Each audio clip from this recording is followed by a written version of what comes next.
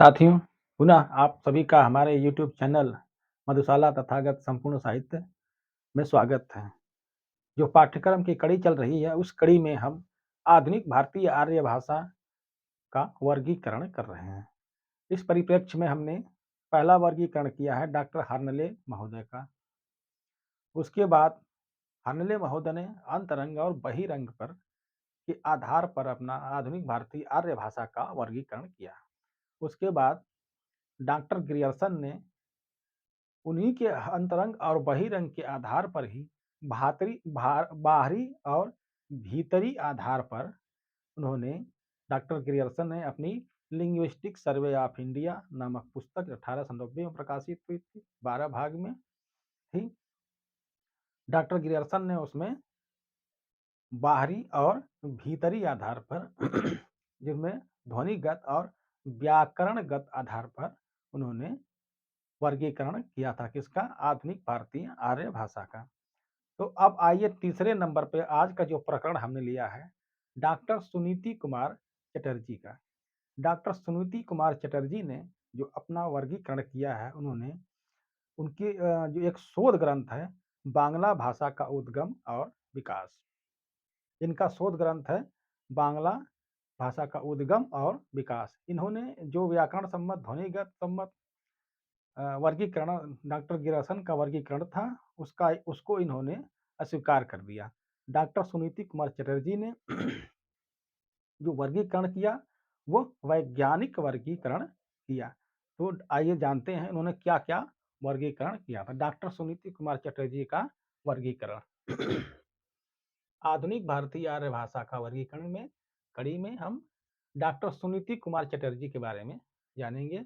इन्होंने जो वर्गीकरण किया है वो आधुनिक भारतीय आर्य भाषा का जो वर्गीकरण उन्होंने वैज्ञानिक वर्गीकरण किया है।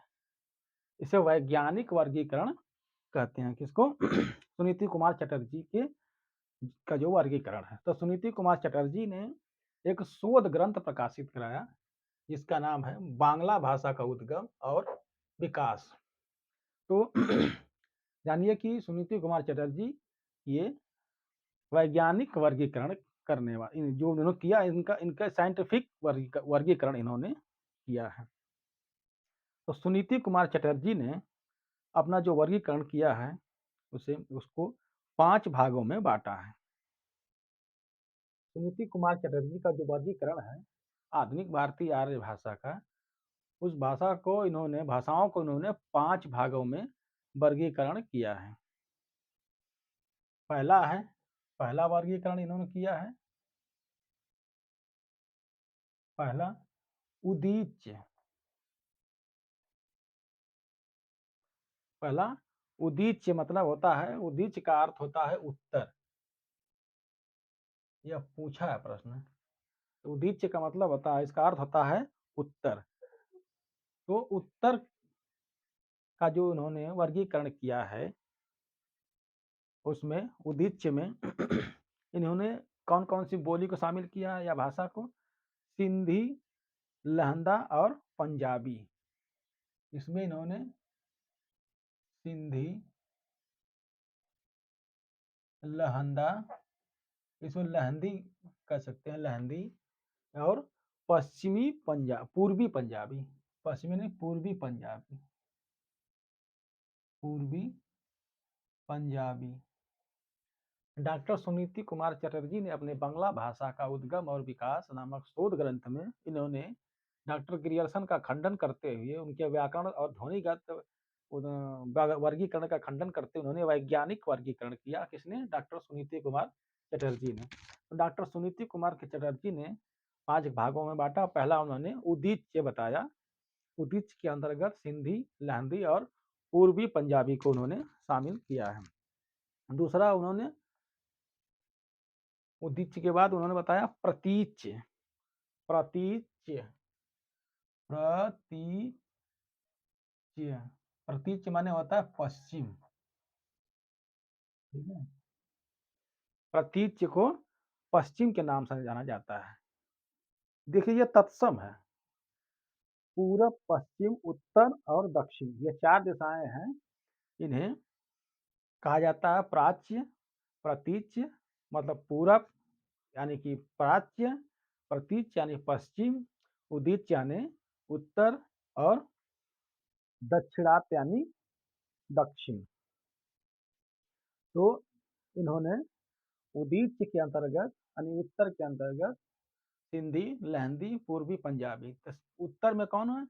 सिंध का प्रदेश जो लहंदा वहंदा बोले जाते हैं, पूर्वी पंजाबी यानी कि पंजाब वंजाब का जो क्षेत्र है उधर पाकिस्तान से लगा हुआ है, राजस्थान के बीच इसी का जो संक्रमणीय क्षेत्र है वहाँ बोली जाने वाली को उन्होंने उदीच्य में शामिल किया। और पश्चिम की जो तरफ बोली जाने वाली है पश्चिम यानी प्रतीच्य में उन्होंने गुजराती और राजस्थानी को रखा है। इसको गुजराती तथा राजस्थानी भाषा को रखा। प्रतीच्य के अंतर्गत इन्होंने गुजराती तथा राजस्थानी को रखा है। उसके बाद इन्होंने तीसरा रखा है मध्य देशी। तीसरा मध्य देशी, ठीक है। मध्य देशी में गंगा सरस्वती का भूखंड है। मध्य देशी इसमें गंगा सरस्वती का भूखंड शामिल है। यानी कि गंगा सरस्वती के भूखंड में जो का जो क्षेत्र गंगा सरस्वती का क्षेत्र, उस क्षेत्र में जो बोली जाती है, इसलिए इसको कहा गंगा सरस्वती के भूखंड। कौन? ये मध्य भूखंड है, इसी को उन्होंने मध्य देशी कहा। तो गंगा सरस्वती का जो क्षेत्र, गंगा जी जैसे जैसे बहती हैं जहाँ जहाँ जैसे, वैसे उधर का जो क्षेत्र है उसी को गंगा सरस्वती का जो मध्य क्षेत्र जो है उस क्षेत्र में बोली जाने वाली भाषा को उन्होंने मध्य देशी यानी सुनीति कुमार चटर्जी ने मध्य देशी के अंतर्गत रखा। इसमें उन्होंने पश्चिमी हिंदी रखा है। इसमें पश्चिमी हिंदी, ठीक है।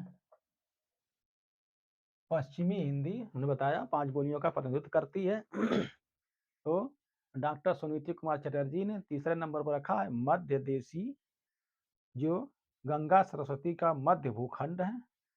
यहाँ पश्चिमी हिंदी इसके अंतर्गत उन्होंने रखा है। इसके बाद उन्होंने रखा है प्राच्य। चौथा प्राच्य यानी पूर्व।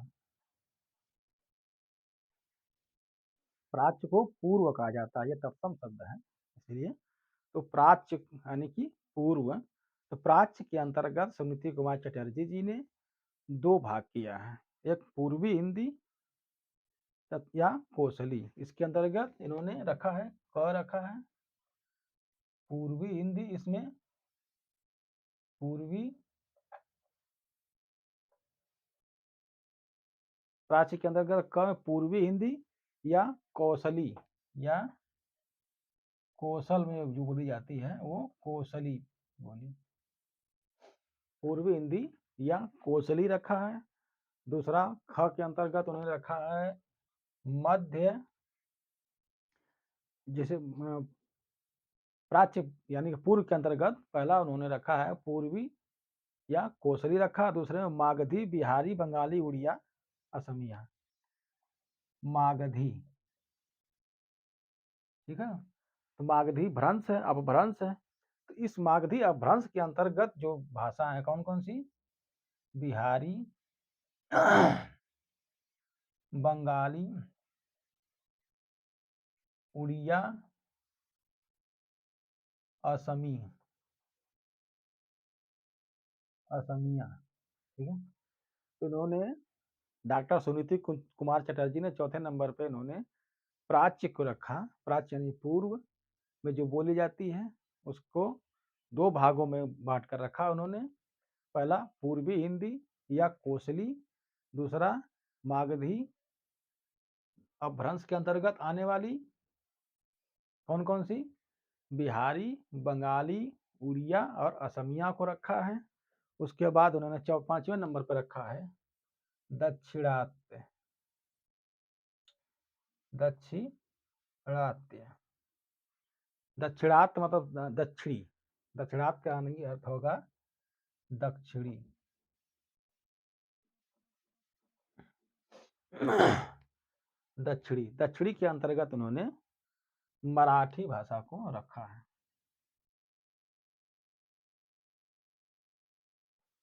तो सुनीति कुमार चटर्जी ने जो वर्गीकरण किया है, इसको इस प्रकार से उन्होंने वर्गीकरण किया। सुनीति कुमार चटर्जी का जो वर्गीकरण है, वो वैज्ञानिक वर्गीकरण कहा जाता है। इन्होंने एक शोध ग्रंथ प्रकाशित करवाया, बांग्ला भाषा का उद्गम और विकास। इसके अंतर्गत उन्होंने उदीच यानी उत्तर पहला, जिसके अंतर्गत उन्होंने सिंधी, लहंदी और पूर्वी पंजाबी रखा है। दूसरे नंबर पर प्रतीच यानी पश्चिम, ये पश्चिम लिखा है। इसमें गुजराती तथा राजस्थानी को शामिल किया उन्होंने। तीसरे नंबर पर मध्य देशीय है, जिसके अंतर्गत गंगा सरस्वती का मध्य भूखंड शामिल किया, जिसके अंतर्गत पश्चिमी हिंदी को रखा है। और प्राच्य यानी कि पूर्व, पूर्व को उन्होंने पूर्वी हिंदी, उसके अंतर्गत उन्होंने क और ख करके रखा है। पहला क में पूर्वी हिंदी या कोसली को रखा है। दूसरा ख में उन्होंने मागधी भ्रंश की जो हिंदी है, यानी कि बिहारी मागधी भ्रंश से निकली हुई जो बोलियां हैं या भाषाएं हैं, उनको यानी बिहारी, बंगाली, उड़िया तथा असमिया को रखा है। उसके बाद सबसे अंत में उन्होंने दक्षिणात्य अर्थात दक्षिणी के अंतर्गत मराठी भाषा को रखा है। तो सुनीति कुमार चटर्जी ने अपना जो आधुनिक भारतीय आर्य भाषा का वर्गीकरण किया है, उसके अंतर्गत उन्होंने डॉक्टर ग्रियर्सन का खंडन किया है। खंडन के बाद उन्होंने जो अपना वर्गीकरण किया वो वैज्ञानिक वर्गीकरण किया है। इन्होंने एक शोध ग्रंथ लिखा, बांग्ला भाषा का उद्गम और विकास, जिसमें इन्होंने प्राच्य, प्रतीच्य, उदीच्य और दक्षिणात्य नामक उत्तर दक्षिण पूर्व पश्चिम और एक दक्षिणात्य मध्यवर्ती, ये 5 भागों में उन्होंने अपना वर्गीकरण किया।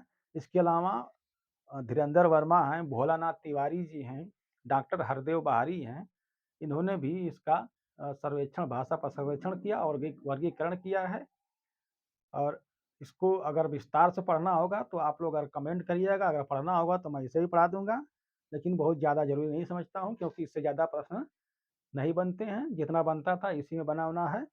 अगर आप लोगों को पढ़ना होगा तो आप लिख कर कमेंट में हमको जरूर कर दीजिएगा कि धीरेन्द्र वर्मा का वर्गीकरण मैं पढ़ा दूंगा, आपको भोलानाथ तिवारी जी का वर्गीकरण पढ़ा दूंगा, डॉक्टर हरदेव बाहरी का भी हम वर्गीकरण हम पढ़ा देंगे स्वयं ला करके, कि इन्होंने आधुनिक भारतीय आर्य भाषा के संबंध में परिप्रेक्ष्य में किस प्रकार वर्गीकरण किया है। कौन कौन है? हम हरदेव बाहरी, धीरेन्द्र वर्मा, भोलानाथ तिवारी, और जिनका भी आप कहेंगे, हमारे पास पूरी किताब रखी हुई है, भंडार है, तो मैं वर्गीकरण आपको करा दूंगा। तो हमने जो ये वर्गीकरण लिया है, इसका हमने स्रोत बता दे रहे हैं कहाँ से हमने लिखा है। तो एक हमने एक लिया है डॉक्टर प्रोफेसर रामकिशोर शर्मा की किताब है हिंदी भाषा का ऐतिहासिक परिप्रेक्ष्य, उससे लिया है हमने। उत्तर प्रदेश राजर्षि टंडन की किताबों को खंगाला है। डॉक्टर नागेंद्र जी की किताब में जो दिया है हिंदी साहित्य का इतिहास है, उसमें जो वर्गीकरण दिया गया है उसको हमने लिया। अवध विश्वविद्यालय अयोध्या का की जो पुस्तकें हैं उससे हमने, इसके अलावा हिंदी साहित्य का इतिहास, हिंदी भाषा आदि और स्वयं अध्ययन को हमने सहारा लिया। ये हमारा वर्गीकरण खत्म होता है। अगला टॉपिक में मिलेंगे आपसे भाषा, लैंग्वेज। लैंग्वेज किसे कहेंगे, उससे संबंधित जो प्रश्न बनते हैं 4 ठो, उसके बारे में हम विस्तार से बताएंगे। तब तक के लिए इजाजत दीजिए, नमस्कार, चलते हैं।